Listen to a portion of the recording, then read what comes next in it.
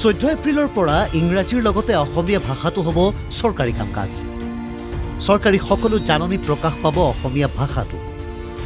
সোমবাৰে এই কথা ঘোষণা কৰিছিল মুখ্যমন্ত্ৰী হিমন্ত বিশ্ব শৰ্মাই।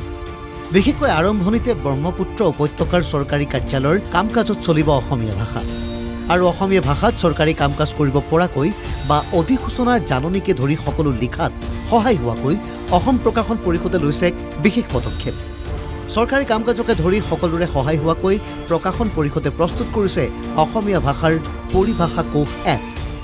এই এপটোৰ জৰিয়তে আমি ইংৰাজীৰ পৰা অসমীয়া পৰিভাষাটো যাতে মানুহে মোবাইল ফোনটো হাতত লৈয়ে ইয়াতে এটা গুগল প্লে ষ্ট'ৰৰ পৰা এই এপটো আমি ডাউনলোড কৰোঁ। আমি ডাউনলোড কৰি পেলাই এই এপটোৰ জৰিয়তে প্ৰয়োজনীয় পৰিভাষাখিনি যাতে আমি য'তে ত'তে ব্যৱহাৰ কৰিব পাৰোঁ। আৰু এই কাৰণে আমি এই প্ৰস্তুতিটো আৰম্ভ কৰিছিলোঁ। আমি এতিয়া আশা ৰাখিছোঁ ৰঙালী বিহুৰ আগে এই এপ আমি ৰাইজৰ কাৰণে মুকলি কৰি দিব পাৰিম।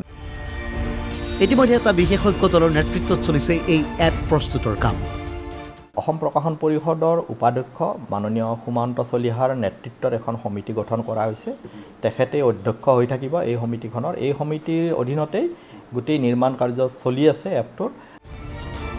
বিনা পইচাত এই এপটো ডাউনলোড কৰিব পাৰিব সকলোৱে। এণ্ড্ৰইড আৰু আইফোনতো ডাউনলোড কৰিব পৰা হ'ব এপটো।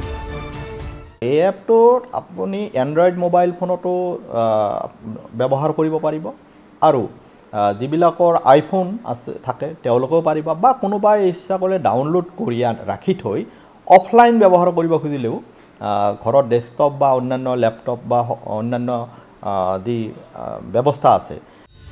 প্ৰায় 16,000 শব্দ থাকিব এই পৰিভাষা কোষ এপটোত। 16,000ৰ শব্দটো থাকিব, ভৱিষ্যতে বঢ়াই গৈ থাকিব পাৰিম। কেৱল ইমানেই নহয়, অসম প্ৰকাশন পৰিষদে শেহতীয়াকৈ আৰম্ভ কৰিছে বৰ্ণ আৰু বাক্য শুদ্ধিৰ ডিজিটেল এপৰ কামো। আশা ৰাখিছোঁ এই স্পেল চেকাৰ এটা নিৰ্মাণ কৰাৰ কাৰণে, কিন্তু এইটো ব্যয়বহুল যথেষ্ট। আমাৰ বাজেটৰে এইটো সম্ভৱ হয়নে নহয় আমি 2 দিনতেহে লাহেকৈ গম পাম। কিন্তু পৰিকল্পনাটো চলি আছে, কাৰণ তাৰ কাৰণে যিটো ষ্টক লাগে, আমি মানে এটা বেংক এটাৰ দৰকাৰ, ৱৰ্ল্ড বেংক। আমি ৱৰ্ল্ড বেংক আৰু চেণ্টেন্স বেংক এইবিলাক জমা কৰি আছোঁ। উল্লেখ্য যে চৰকাৰী কাম-কাজত অসমীয়া ভাষা প্ৰয়োগৰ ক্ষেত্ৰত সহায় কৰিব এই পৰিভাষা কোষ এপ আৰু বাক্য বৰ্ণা শুদ্ধিৰ ডিজিটেল এপটোৱে।